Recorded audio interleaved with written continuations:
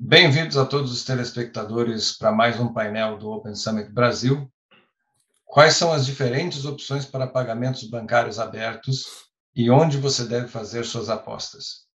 Eu estou aqui com dois convidados especialíssimos. Felipe Preve, Head de Pagamentos Instantâneos do Banco do Brasil, diretamente de Brasília. Tudo bem, Felipe? Boa tarde a todos, agradeço a participação aqui. Obrigado, Bernardo Pissacô, pela oportunidade. Paulo Bissacô, ex-executivo de tecnologia do Banco do Brasil, ex-superintendente de tecnologia do Banco Original e membro dos comitês de inovação e tecnologia da Febraban, e hoje consultor de inovação para fintechs. Tudo bem, Paulo? Tudo ótimo, Bernardo. É um prazer estar com você aqui, com o Felipe, para a gente falar um pouco sobre meios de pagamento e Open Finance. Perfeito. Eu poderia ficar aqui descrevendo, meios de pagamento abertos e as tendências dos últimos anos, mas eu estou com dois especialistas aqui no tema, então eu vou meio que ser mais direto, nós vamos direto à sessão de perguntas e ao debate, né? Sendo que se qualquer um dos dois quiser adicionar a resposta do outro, vocês podem fazer adendos e isso aqui é mais uma conversa do que um questionário, tá? A minha primeira pergunta vai para o Bissacô. Bissacô, você pode dar para a gente uma perspectiva em pagamentos bancários abertos no Brasil? É algo que já estava no forno desde da tua atuação na inovação nos comitês da Febraban? Sim, Bernardo. Em primeiro lugar, eu queria falar um pouco sobre o PIX, esse projeto liderado pelo Banco Central, né, com o envolvimento de todo o mercado e tal, mas que tem se mostrado realmente um grande sucesso, né? Atingindo aí, no início do mês de maio, na época de Dia das Mães, 73 milhões de transações num único dia. Então, realmente, é um sistema consolidado, né? Isso realmente veio sendo discutido já há bastante tempo, nessas comissões todas, Febraban, BBC, com envolvimento de todo o mercado, mas sempre com essa brilhante liderança aí do Banco Central, né? Essa possibilidade que o PIX trouxe a partir de novembro de 2020, né, trazendo toda essa mudança nos meios de pagamento, essa questão de ser instantâneo, trazendo disponibilidade de recursos imediatos para os recebedores e tal, realmente é uma grande transformação, não é? E o que o Banco Central proporcionou aqui foi realmente a possibilidade de participação de uma enorme quantidade de novos participantes nesse ecossistema, né? Além de bancos tradicionais, bancos digitais, você tem aí os iniciadores de pagamento, fintechs e até o comércio varejista hoje fazendo parte desse ecossistema de pagamentos, né? Realmente é uma grande revolução. E os mecanismos de segurança que vêm sendo implementados, né, para, inclusive, possível bloqueio de lançamentos e tal, em caso de fraude, como esse bloqueio cautelar e mecanismos especiais de devolução, eles vêm trazendo mais segurança para o próprio sistema PIX, né? E a agenda futura, ela prevê, entre outras funcionalidades, o PIX garantido, a duplicata, e podemos antever que isso vai realmente também trazer mais opções para aqueles que estão recebendo e pagando, né? E o que, se o PIX já é algo consolidado, né, a gente pode antever que com o Open Finance você vai ter aí uma série de novas soluções surgindo da integração de PIX e Open Finance. É isso que a gente espera acontecer aí no mercado. Interessante, Paulo. O que me leva à próxima pergunta para o Felipe. Eu queria saber, Felipe, qual é o cenário que você vê de adoção de Open Banking, de Open Payments, né? Ou seja, de pagamentos abertos bancários pelas PJs e pelos clientes PJ e PF nos próximos 2 anos. Como é que vocês veem aí na divisão de pagamentos instantâneos no Banco do Brasil? Então, Bernardo, eu gostaria de começar fazendo uma separação, né? Eu acho que as motivações do público PF, PJ, elas são diferentes, e para intuito aqui de auxiliar na explicação, um público PF, o que a gente tem visto, né? Ele tem muito apelo por uma questão de usabilidade, de comodidade. Então, esse público tem utilizado, por exemplo, o Pix com grande adoção, como o Sacco falou, né? Porque ele trouxe uma facilidade, uma comodidade na utilização no dia a dia. E daí os diversos players, né, de mercado, com esse força regulatória, mas que também que abriu o mercado para a inclusão de novos participantes, ele estendeu esse uso de forma muito massiva, né? E a gente vê um crescimento enorme do Pix, como ele comentou, dentro do público PF. E assim, só para fazer uma comparação, a gente vê um crescimento do Pix, mas não vê uma redução nos outros meios de pagamentos, por exemplo. Então, mostra que existia, assim, um espaço para a utilização desses instant payments, que encontrou no Pix, né, uma resposta para isso. Então, a gente acredita aqui que, no fim, como isso é básico para toda fintech ou IF que trabalha com isso aí, vai ter uma adoção muito grande, um incentivo muito grande, um trabalho muito grande de usabilidade no mundo da PF, e o que a gente vê é, no fim, uma identidade com a marca, né? Se tem o diferencial, digamos assim, entre grandes, vamos chamar assim, bancos, com soluções mais completas e outros mais leves e com um foco muito maior, uma usabilidade muito boa. Vai depender muito do uso e da afinidade com a marca, né? Então, acho que a evolução disso aí para os 2 anos no mundo da PF se dá muito nesse mundo. O crescimento, a gente entende que em algum momento vai estabilizar, não é questão de quantidades, né? Porque ele encontra um espaço para crescer, mas ele observa o que já existe hoje de relacionamento entre as partes, né? E já na PJ, a gente nota que deu uma dinâmica um pouco diferente. A PJ ela tem uma questão muito de pragmatismo e praticidade no dia a dia. Então, a gente tem olhado que muitas das pessoas jurídicas, elas olham o seguinte, eu nem queria entender exatamente como funciona todos os meios de pagamento, e nós estamos num mundo de complexidade crescente. Então, se já era complicado para ela entender e lidar com diversos meios de pagamentos e seus diversos regramentos, imagina com a adoção, ou inclusão, melhor dizendo, né, de novos meios, seja Pix Open Banking, Pix garantido. Então, o que a gente tem olhado no mundo da PJ é que vai depender muito de como o mercado vai oferecer essas soluções, mas de forma prática, simples, para o uso da PJ, que já está acontecendo, a gente já vê, né, fintechs e bancos atuando nesse sentido, e a importância de ter essa adoção por parte da pessoa jurídica, porque ela é outra ponta, né? A gente vê aqui no crescimento do Pix, a explosão inicial foi muito entre duas PFs, que encontrou aquele mundo que não tinha como se resolver antes e o Pix foi uma solução. Mas no mundo onde tem uma PJ e uma PF, depende da adoção das PJs para disponibilizar esse meio de pagamento, né? Que, claro, eles têm interesse em ter um maior recebimento, mas daí, quanto mais fácil ou mais fácil for a adoção por parte deles, por quem presta esse serviço, e nesse sentido vem até a questão de conciliação, tudo, eu deixo a PJ cuidando do business dela e tratando de receber, que é o interesse, mas eu faço uma abstração da complexidade dos meios de pagamentos. Eu dei essa volta, mas para explicar assim, no mundo da PJ vai depender muito mais dessa praticidade do que simplesmente força regulatória ou interesse dos pagadores do outro lado, que são massivamente PF. Né? Entendido, Felipe. Sempre a praticidade em primeiro lugar, né? Em termos de maior probabilidade e maior tração de adoção, né? Sim. Me sacou? Isso me leva aí a um gancho para a tua próxima pergunta, que é o seguinte. Em termos de opções de Open Banking Payments, né, quais são as opções que você tem visto pegar mais tração? Existe alguma que ainda será lançada em 22? Aí você sempre está antenado com as novidades do mercado? Ok.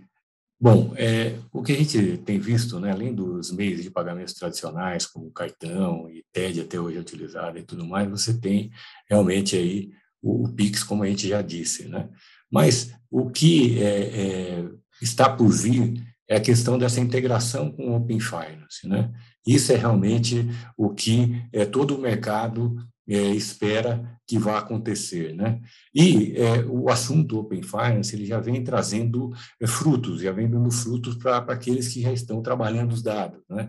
Existem empresas que têm se dedicado a facilitar a vida aí dos integradores, né? Fornecendo APIs específicas para isso e tal. Você tem alguns que já estão fazendo movimentos até de aquisição. Você tem o caso do PicPay, que adquiriu o Guia Bolso, que já era forte em Open Banking, e já vem oferecendo já crédito de vários parceiros, não só do único parceiro que ele fornecia antes, que era o Banco Original. E esses movimentos, eles vêm acontecendo e vão se intensificar, né? Eles vão se intensificar porque a questão do Open Finance, o que é uma grande diferença é que você tem, por exemplo, a questão do marketplace de crédito, né? E isso é algo que pode trazer benefício para aqueles tomadores, né? E também para aquele que está oferecendo crédito, que vai ter a possibilidade, como é o caso que eu citei aí, de ter vários parceiros nessa jornada. E a questão do banco como serviço, o Banking as a Service, né? E aí, a gente pode citar o caso aqui do próprio Banco do Brasil, que tem se destacado nessa questão, tem um site muito bem preparado para os desenvolvedores, com toda uma preocupação em documentação e facilitar a vida daquele que vai se integrar, trazendo todos os detalhes dessa integração. Então, como o Felipe disse, né, você facilitar a integração para a pessoa jurídica é o que faz a diferença, né? E é ali que a coisa acontece em benefício da pessoa física, em benefício do cliente, do usuário, que vai ter essa jornada de check-out, sua jornada de compra e pagamento muito mais facilitada se ele tiver solução tecnológica integrada, né? Então, o banco como serviço hoje, né, bancos como o Banco do Brasil e outros, que vem facilitando a integração de fintechs nesse sentido, faz toda a diferença e tem todo um potencial de negócios aí pela frente, né? É isso que a gente vê enquanto soluções aí que vão acontecer, integrando essas soluções de Open Finance, PIX e demais soluções de pagamento. Interessantes as reflexões. Eu queria saber agora do Felipe. Felipe, existe uma grande preocupação dos correntistas com a segurança dos pagamentos em geral, e ainda mais dos pagamentos abertos, né? Quando o pessoal ouve abertos, eles pensam que é sem segurança, né? É um mnemônico comumente praticado no lado dos clientes e dos correntistas. O que você tem visto as instituições financeiras fazerem para proteger os canais de pagamento e, consequentemente, os correntistas e usuários? Esse é o contrabalanço, né, dessa modernidade, acaba sendo a segurança dos usuários, no fim das contas, né? E a gente percebeu no início do movimentação do Bacen com essa questão regulatória de que ele, obviamente, chacoalhou um pouco o status quo de como era isso, né? Mas algumas coisas eles deram, de alguma forma, um empurrãozinho para que isso mudasse. Então, quando isso começou com 24/7, com qualquer valor, foram algumas coisas que a gente tinha colocado em alguns fóruns que, assim, o TED poderia ser 24/7, mas não tem alguns motivos de segurança e outros técnicos, né? Reserva, tudo por trás. E quando ele forçou isso daí, no início, a gente teve realmente mais problemas com questões de PIX e payments, relacionados à segurança em horários, às vezes, né, tarde da noite, de madrugada. Então, o que a gente tem feito é o seguinte, tem um cenário muito complexo de usuários, seja PF, de diversos níveis de instrução, de PJ, e o banco atua, então, na verdade, o mercado, de uma maneira geral, em várias frentes. Uma delas é a educação financeira, de explicar para as pessoas os possíveis riscos, os possíveis tipos de golpes. Tem soluções técnicas, né, olhando questões de limites, como foi implementado no Pix, conhecer, às vezes, previamente algum tipo de relacionamento que me permite ter mais segurança naquela situação, segundo fator, mas tudo isso se mostra muito limitado, porque hoje a gente tem um problema muito grande de falsidade ideológica e outros tipos de golpes, no qual não é uma solução técnica sozinha que consegue resolver, né? Então, realmente, isso se apresenta. algumas coisas mais modernas com biometria digital, para ver se pelo menos eu consigo identificar que é a própria pessoa de posse de um dispositivo. Isso tem sido alguma coisa bastante discutida, né? Mas assim, voltando, vai muito da instrução das pessoas e de passar por um esclarecimento maior, tá? Porque algumas coisas que acontecem são tecnicamente difíceis de ver, né? Como a gente viu lá, infelizmente, coisa como o celular do Pix, onde eu saio com o celular, porque se acontecer alguma coisa, eu limito o meu problema, né? E o banco tem se sensibilizado dessa forma aí, tentando procurar algumas maneiras de auxiliar, né? Interessante. Essa do celular do Pix está começando a ficar popular, né? Como uma medida preventiva aí mais, vamos dizer, mais barata.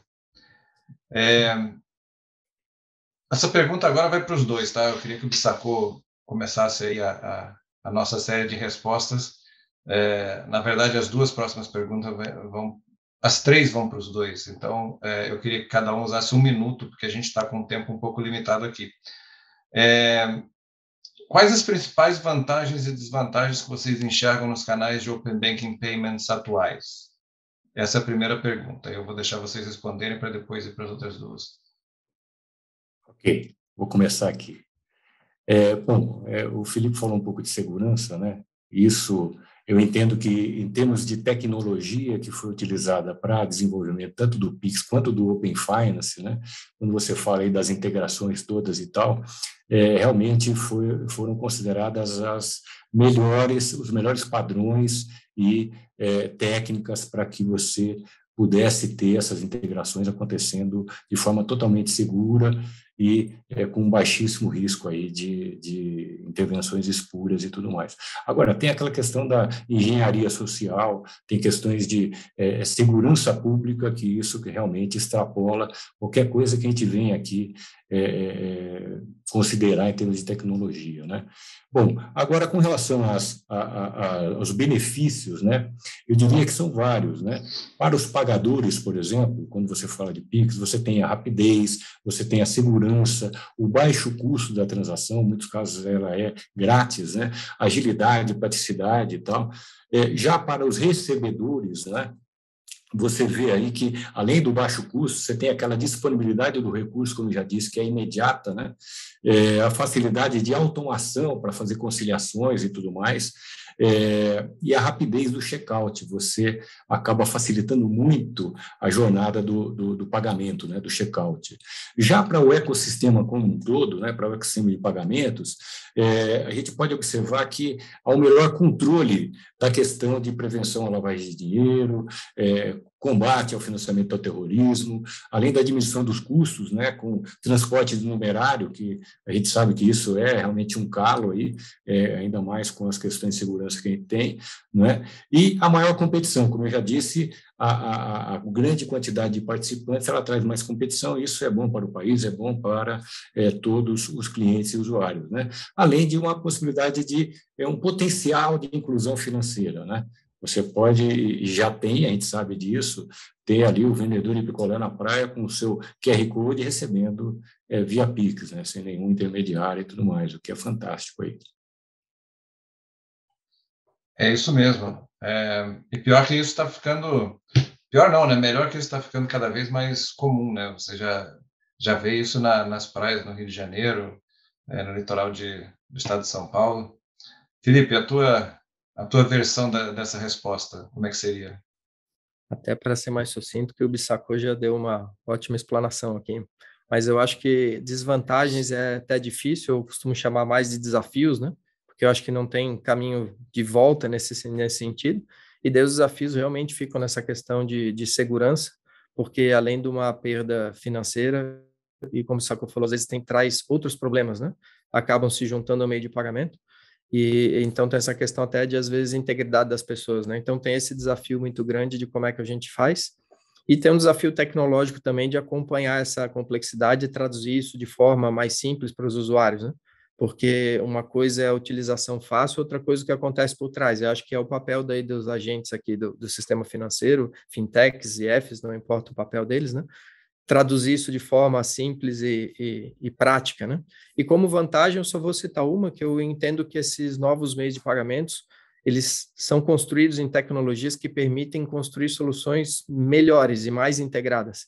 Então, os exemplos de, por exemplo, quando eu junto o meio de pagamento, hoje ele permite um payload, que é uma informação adicional, para construir um modelo de negócio que já junte duas coisas.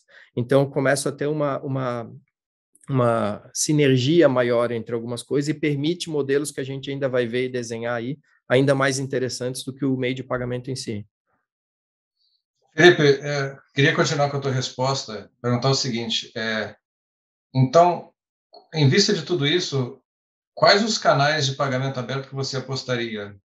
Como que vão pegar mais volumetria, mais adoção aí nos próximos 2, 3 anos? Entendi. Na verdade, esse exercício de futurologia nosso tem se mostrado às vezes furado, porque a gente acaba percebendo que entre o que a gente acha e constrói e o que acaba tendo uma aceitação, tem uma dissonância, a gente acaba aprendendo muito com isso. Então, tem sido um processo de bastante aprendizado, e o que a gente tem percebido é o seguinte: quem construiu uma solução que resolva o problema de alguém, aquilo lá ganha espaço. E o meio de pagamento é só um viabilizador. Então, assim, qual meio de pagamento? O que se mostrar mais, como é que eu vou dizer, mais Prático. fácil, mais adequado, mais prático. Então, assim, algumas projeções foram feitas considerando que, por exemplo, os bancos e os meios de pagamentos tradicionais iam ficar parados. E a gente já vê a cobrança se adaptando com Pix, a arrecadação com Pix, o cartão fazendo suas inovações, e isso tudo é em prol da sociedade do usuário. Então, é difícil fazer projeção, porque depende também como os outros meios de pagamentos e as soluções, principalmente, fazem uso deles, evoluem, tá? Mas eu acho que tudo isso tem sempre esse panorama de um benefício para a sociedade, né? Seja para o lado de quem recebe ou quem paga, não importa, mas, assim, está se trazendo mais facilidade e abstração. Está se tornando realmente invisível o meio de pagamento e trazendo essa facilidade para todos. Então, o futuro é seamless. Concordo, 100%. Sacou? Eu vou pular essa pergunta para você, porque eu acho que você já respondeu na tua resposta anterior, e vou terminar com você esse painel perguntando o seguinte: do ponto de vista dos clientes e dos bancos, o que muda com o dinheiro digital? Vocês acham que o dinheiro em espécie vai desaparecer, como muitos estão dizendo por aí? Bernardo e Felipe, né? O que a gente tem acompanhado aí desse projeto no Banco Central aqui para falar da nossa solução, né? Do que se chama aí de CBDC, né? Central Banking Digital Currency, ou real digital, né? Dinheiro eletrônico e tal. No mundo todo ele vem sendo liderado pelos bancos centrais de cada país, né? E no nosso caso a gente tem acho que tem sorte quem muito trabalha, né? E o nosso Banco Central aqui ele é composto de um corpo técnico realmente muito capacitado, né? E vem mais uma vez brilhantemente trazendo esse projeto, liderando esse projeto, mas com o envolvimento de toda a sociedade, né?